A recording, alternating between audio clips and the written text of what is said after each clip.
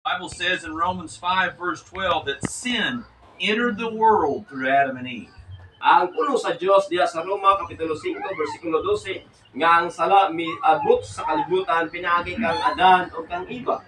All of us that would come after Adam and Eve would be subject to sinning like they did. We would have the nature to sin as they did. Og mao kana nga kita nga mga naa karon nga mga tao kita makasala tungod kay kini usab atong nakuha gikan kanila. That doesn't mean that we're guilty of Adam and Eve's sin, but that we have the same nature to sin as they do. Dili bot ipasabot nga nahimo kitang gabahin dito sa ila nga nahimo nga sala pero kita nahimo tang guilty nahimo tang guilty kanibang sa tanang mga buta nga hindi ikaw sa atong sala. For such scriptures that say that it's the soul that sins, it shall die.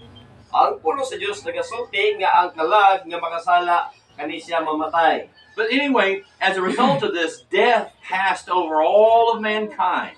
O kini sang resulta sa kamatayon nga miabot diha sa tanan nga katawhan. Romans 3:23, for all have sinned and fallen short of the glory of God. Sa Roma 3:23 nga ang tanan nakasala og nakabsan sa himaya sa Dios. Romans 6:23, for the wages or payment for sin is death. O sa Roma kapitulo 6 bersikulo 23 nga ang bayad sa sala mao ang kamatayon. So on God's beautiful planet now, all things are subject to death, even the animals and the plants, because of sin. Ang nindot nga gihimo sa Dios kanitanon moabot na diya sa kamatayon tungod sa mao nga pagpakasala. Gani bisin ang mga kahayupan o ang mga katanuman sila lang nga doon na po'y kamatayon tungod sa sala nga miabot diya sa kalibutan. The Apostle Paul said to the church at Colossians in Colossians chapter 2 verse 13. Ang Apostol Pablo nagsulti nini sa mga Kolosas kapitulo 2 bersikulo 13. And you being dead in your trespasses, Kamo na imong patay tungod sa inyong mga kalapasan and the uncircumcision of your flesh, og sa pagatuloy diha sa inyong physical nga lawas, yung panglawas. he has made alive together with him. Kamo He has made alive together with him. Alive. kamo buhi no kauban niya diha. Having forgiven you all trespasses. Nga sa diha nga mapasaylo ang inyong mga kasalanan. Now this is the key, because if we're dead before God, we cannot live with God. Tungod kay kita namatay diha sa Dios, dili usab kita mabuhi uban ang Dios. So in talking about this, we remember the words of the Apostle Paul. Og tungod nini mga butanga kinahanglan nato hinumduman unsa gisulti ni Apostol Pablo. Who will deliver me from this body of death? Okay, say magadala palayo kanako gikan nini nga lawas sa kamatayon. Paul concludes, I thank God through Jesus Christ our Lord.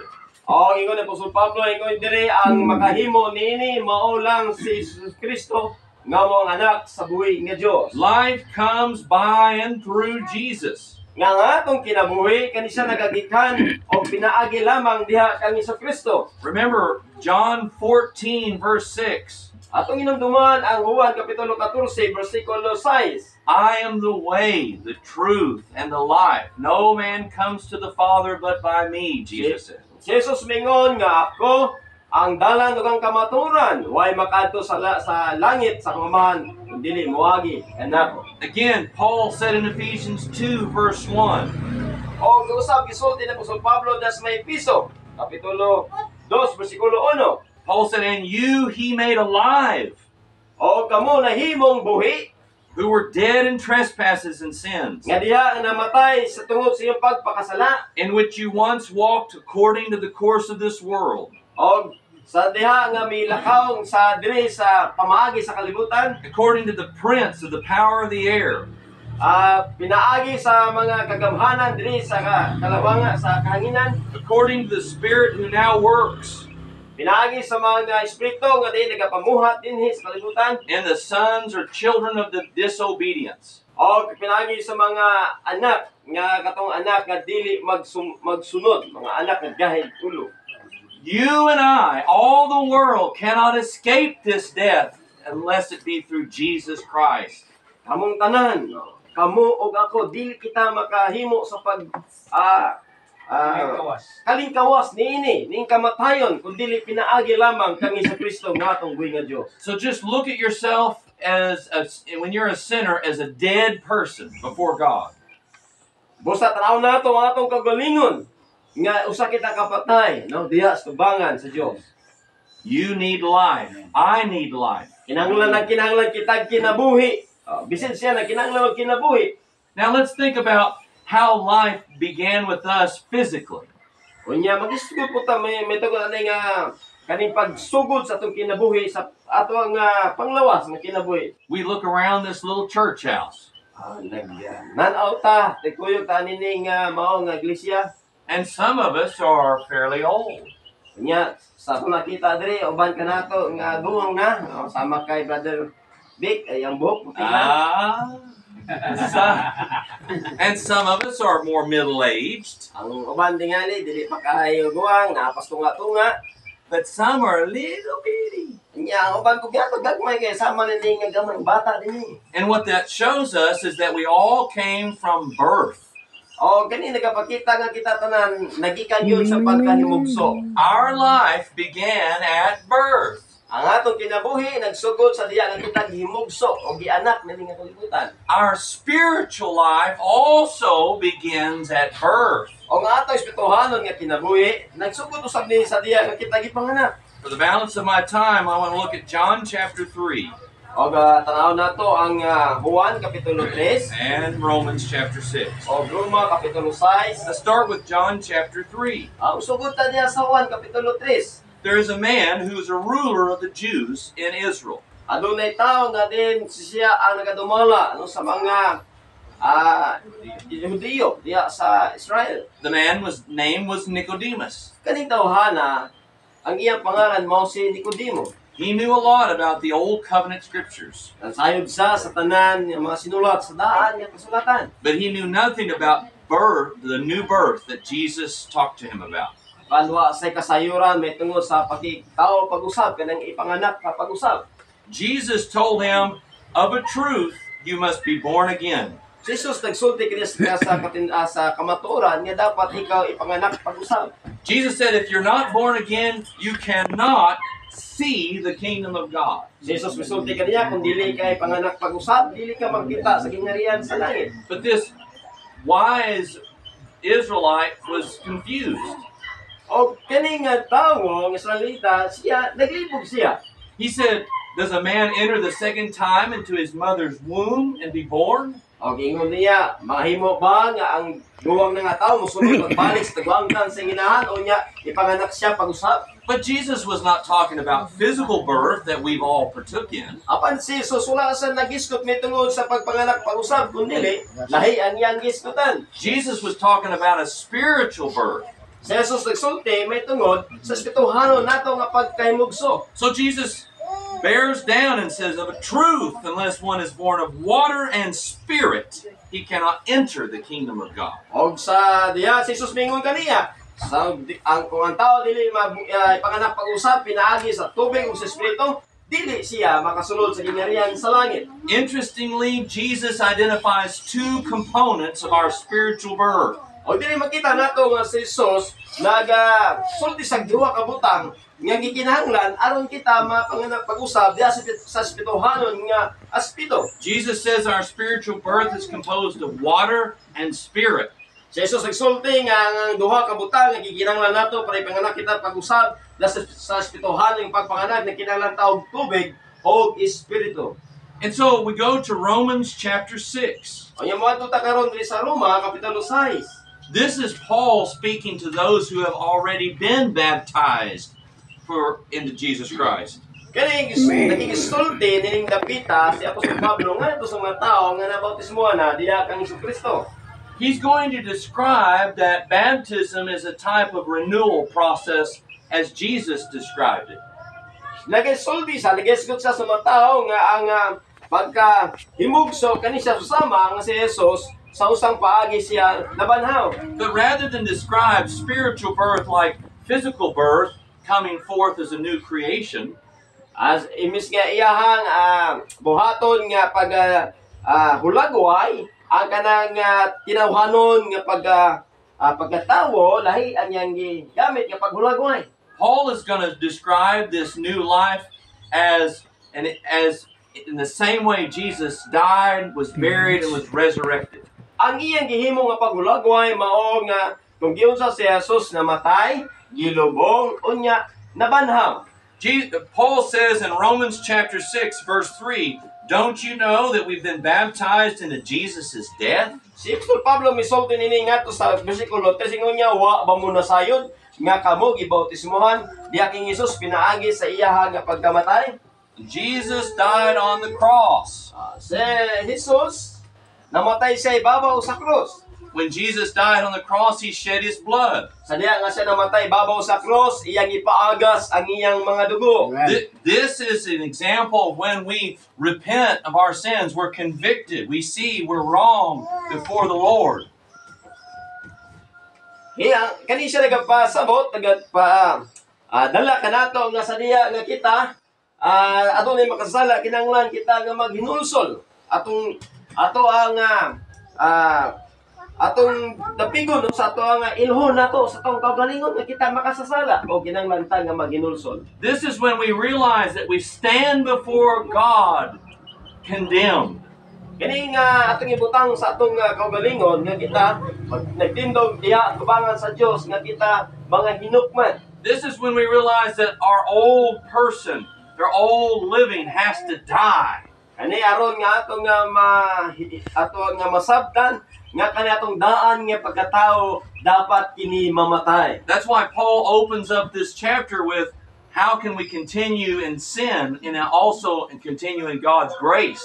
O kini mo busa nga sa Apostol Pablo nagasulti kanato niini nga unsaon do nato sa pagpadayon sa himo sa mabutang kung kita nagpabilin usab sa pagkasala. If you are a follower of Jesus Christ and have obeyed the gospel in baptism, kung ikaw sana ka sumusunod ni Kristo o niya nabautismohan na o nagatuman ka na sa iya nga mga pulong, can you continue to live in sin? magapadayon ba ka sa pagpakasala? No, Diba dili na, di na ta magpadayon sa pagpakasala tungod ka na bago na kita. because you made a choice. Remember to die to sin. Amen. Tungod kay imong ipili nga ikaw mamatay sa imong sala sama sa dire o ikaw karon nagahinulsol. We don't make light of our sins and with joke about our sins. Yo wala ta nga katawa sa atong mga sala o kanang gihimo nato giga mga pagpakasala. Those sins caused Jesus to die and suffer. Tungod kay kanang atong sala, kaning mga sala nga atong nahimo mao kini nimong hinungdan nganong si Jesus nag-antos og namatay ibabaw sa cross. Some people say, well, it's just a little sin. Ang ubang tao mingon nga gamay lamang kog sala. Was it a little hammer blow that put the nails into Jesus' hands and feet? Wa pa mo kabalong atong gamay mong sala mo na tong usa ka panahon nagiduk-duk si Jesus no di ibabaw sa cross. That's Mo nimong langsang kung gamay sala nimo. That's what even our little sins did to our Lord Jesus. Wala tong nga bisig gamay ka nga sala kanang sala nimo nimong hinungdan ngano namatay nga atong buhig nga Dios diya ibabaw sa cross. The Bible says in Romans chapter 12 we should abhor that which is evil. Malingon sa Roma kapitulo 12 nga kinahanglan nga atong likayan ang tanan nga mga dautan nga mga butang. For those of us that are parents and grandparents, for those of us that are leaders in the church, we should never make light of sin. Para niadto nga mga hampong na diha sa iglesia kinahanglan nga dili kita alang mag-sandig o maghikap o magpadayon sa pagpakasala. So Paul the apostle is describing the new life in Christ. Si Apostol Pablo nagapadayan kanato, nagasulti kanato nga kinahanglan kita nga adunay bag-ong kinabuhi diha kang Kristo. And so here a believer comes to the Lord and they see water. O inani nga paagi ang mga magtutuo mo dul diha kang Hesus pinaagi sa tubig. Their faith is in Jesus Christ. They know He is righteous. Atong pagtuo pasalig na diha kang Hesus o kita nagatuo nga si Hesus usa ka maayo nga tawo. They know that they are unrighteous before God. O atong ilhon sa atong kagalingon nga dili kita maayo, di kita matarong atubangan ni Kristo. So they come to the Father and plead for Jesus to save them. Mausa nga atong ginahimo nga mudol kita samahan o mga kitagtaba nga si Kristo magaluwas kanato. And so Paul says in verse 4, we are buried with Jesus through baptism. Mausa si Apostol Pablo nagsulti kanato sa bersikulo 4 nga kita gilubong uban kay Jesus pinaagi sa pagbautismo kanato sa tubig. When we're baptized under the water, it's like we're in a grave in the ground. Sa diha nga kita gibautismohan sa tubig, kani nagahulagwa nga kita gilubong ilalom sa tubig. We are saying to God, take away my old self. Ani sa nagasulti ta diha sa iyang nga tanggala kining ako nga daan nga pagkatao. Make me a new creation. Make me in the image of Jesus. O hima ko nga bag-o nga binuhat nga bago nga sama sa ulagwa ni Kristo. And so Paul says then, once we're buried with him in baptism, Mao nga ingon Apostol Pablo sa diha nga kita ilubong kaniya pinaagi sa pagbautismo. they don't keep us down under the water. Dili ta ingon nga mag-ipabilin diha ilalom sa tubig. Kay ipabilin na diha basig malumos kita ang mga Kristo na ginawa. No, Dili. they raise us up. Bago man kay lubong sa tubig, iya kang bangunon dayon. And Paul says we're raised to walk in newness of life. O ingon na Apostol Pablo kani pagbangon kanato ingon dire kita magkinabuhi nga bago na nga binuhat o magkinabuhi kita sa adlaw nga dunay bag-o nga paghimo pamatasan.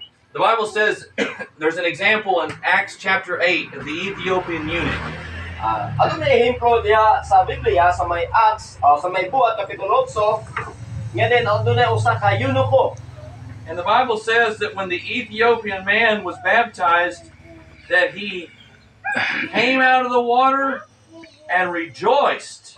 Ingon sa pulo sa Dios diha nga sa diha nga atong eunuko gibautismohan siya, sa diha nga siya mikawas gikan sa tubig, siya usa ka malikpayo na nga tawo.